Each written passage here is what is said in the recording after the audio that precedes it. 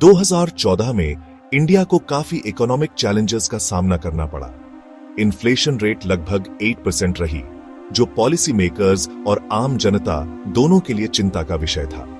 इसका असर essential commodities की कीमतों पर सीधा पड़ा। फ्यूल, खासकर पेट्रोल और डीजल की कीमतें मेजर सिटीज में 70 रुपीस पर लीटर से ज्यादा हो गईं, जिससे आम आदमी पर बोझ बढ़ा। खाने पीने की चीजों की कीमतें भी वॉलेटिल थीं, जैसे कि सब्जियां और दालों की कीमतों में तेजी से बढ़ोतरी हुई। इस दौरान कई फैक्टर्स ने मिलकर इन्फ्लेशनरी प्रेशर बनाया। Global crude oil prices high थीं, जिसका असर इंडिया पर पड़ा, क्योंकि इंडिया एक मेजर ऑयल इंपोर्टर है। डोमेस्टिक फैक्टर्स जैसे सप्लाई चेन में प्रॉब्लम्स और रूपी के कमजोर होने ने सिचुएशन को और खराब कर दिया। आम इंडियन के लिए घर का खर्चा चलाना मुश्किल हो गया। बढ़ती कॉस्ट ऑफ लिविंग ने सेविंग्स, इन्वेस्टमेंट्स और ओवरऑल वेलबीइंग पर असर डाला। आगे के 10 सालों तक कीमतों में उतार चढ़ाव का दौर शुरू हो गया, जिसके लिए गवर्नमेंट इंटरवेंशन की जरूरत पड़ी और डेली लाइफ पर इसका असर पड़ा। आगे के सालों में ग्लोबल इवेंट्स, पॉलिसी चेंजेस और इंटरनल इकोनॉमिक डायनामिक्स ने मिलकर इंडिया में कीमतों का रुख तय किया।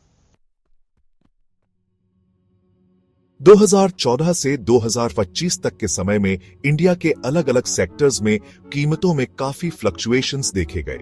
इन्फ्लेशन शुरू में हाई होने के बाद धीरे धीरे कम हुई और बाद के सालों में 4 से 6% के आसपास स्टेबल हो गई। लेकिन इस रिलेटिव स्टेबिलिटी का मतलब यह नहीं था कि एसेंशियल गुड्स अफोर्डेबल हो गए। फ्यूल प्राइसेस एक मेजर कंसर्न बने रहे। ग्लोबल क्रूड ऑयल प्राइसेस में कमी के बावजूद टैक्सेस और गवर्नमेंट पॉलिसीज के कारण डोमेस्टिक फ्यूल प्राइसेस हाई रहे। 2025 तक पेट्रोल और डीजल की कीमतें बहुत ज्यादा बढ़ गई और कई सिटीज में 100 रुपीस पर लीटर के पार पहुंच गई। फूड प्राइसेस, फ्यूल जितने वॉलेटिल नहीं थे, फिर भी उनमें अपवर्ड ट्रेंड दिखा। सब्जियों, फलों और अदर एसेंशियल फूड आइटम्स की कीमतें काफी बढ़ गई, जिसका असर हाउस होल्ड बजट्स पर पड़ा।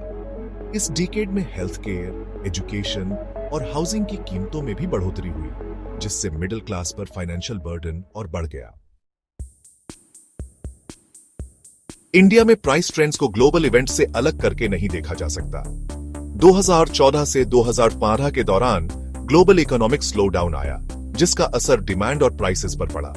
उसके बाद के सालों में रिकवरी हुई, लेकिन यूएस चाइना ट्रेड वॉर और कोविड-19 पैंडेमिक जैसे इवेंट्स ने वॉलेटिलिटी पैदा की। 2022 में शुरू हुए रशिया यूक्रेन वॉर ने ग्लोबल इकोनॉमी को हिलाकर रख दिया, जिससे क्रूड ऑयल और कमोडिटी प्राइसेस में तेजी से बढ़ोतरी हुई। इसका कैस्केडिंग इफेक्ट इंडिया पर पड़ा, जिससे इन्फ्लेशन और बढ़ गई और एनर्जी प्राइसेस पर असर पड़ा। डोमेस्टिक पॉलिसीज का भी सिग्निफिकेंट रोल रहा।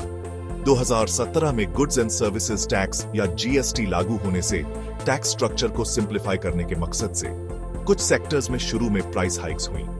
मैन्युफैक्चरिंग और इंफ्रास्ट्रक्चर डेवलपमेंट को बढ़ावा देने की गवर्नमेंट एफर्ट्स ने भी प्राइसेस को प्रभावित किया।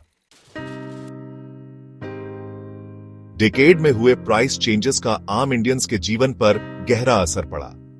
बढ़ती कॉस्ट ऑफ लिविंग, खासकर फ्यूल और फूड की, ने परचेसिंग पावर को कम किया और सेविंग्स पर असर डाला।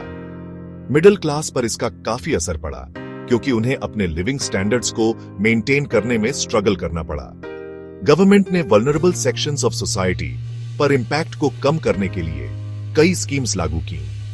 कुकिंग गैस सब्सिडी के लिए direct benefit transfers, public distribution system reforms और रूरल एम्प्लॉयमेंट स्कीम्स का मकसद इन्फ्लेशन के इंपैक्ट को कम करना था। हालांकि इन स्कीम्स की इफेक्टिवनेस अलग अलग रही और बढ़ती कॉस्ट ऑफ लिविंग एक प्रेसिंग कंसर्न बनी रही।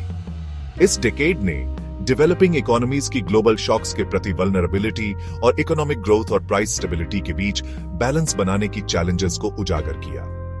इन प्राइस चेंजेस का इंपैक्ट आज भी इंडिया के सोशियो इकोनॉमिक लैंडस्केप को शेप कर रहा है।